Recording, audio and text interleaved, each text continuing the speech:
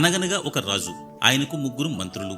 ఒకరోజు రాజు ఆ ముగ్గురు మంత్రులను పిలిచి ఒక్కొక్కరికి ఒక ఖాళీ సంచి ఇచ్చి, మీరు విడివిడిగా అడవికి వెళ్లి మీకు నచ్చిన మంచి పండ్లను ఈ సంచిలో నింపుకుని రావాలి అని ఆదేశించాడు.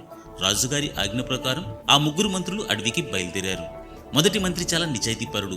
ఈయన రాజుగారి పట్ల చాలా భక్తి శ్రద్ధలు కలివాడు. రాజుగారు అడిగారు కాబట్టి ఎంతో కష్టపడి అడివంతా తిరిగి ఏరుకోరి శ్రేష్టమైన తీయని పండ్లను ఆ సంచి నిండా నింపాడు. ఇక రెండో మంత్రి చాలా బద్ధకస్తుడు. రాజుగారు ఎలాగూ సంచి లోపల ఏమున్నాయో చూడరు కదా, కేవలం సంచి నిండితే చాలు అనుకున్నాడు.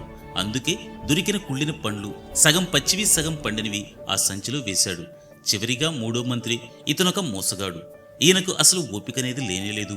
రాజుగారికంత తీరికకుంటుంది, పైన కొన్ని పండ్లు పెడితే సరిపోతుంది అని సంచిలో సగం వరకు ఎండిన ఆకులు రాళ్లు నింపి పైన మాత్రం కొన్ని పండ్లను పేర్చి సంచిని నింపేశాడు.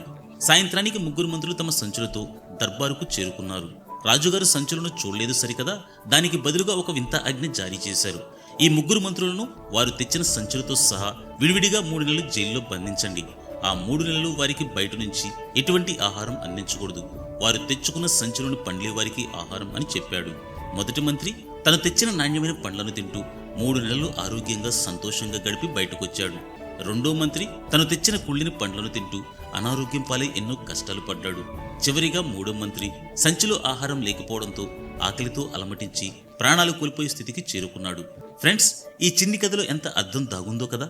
మనం చేసే మంచి పనులే మన భవిష్యత్తును నిర్ణయిస్తాయి. మనం పక్కవారిని మోసం చేస్తున్నామని అనుకుంటాం, కానీ నిజానికి మనల్ని మనం మోసం చేసుకుంటున్నాం. ఏంటి, నిజమే కదా?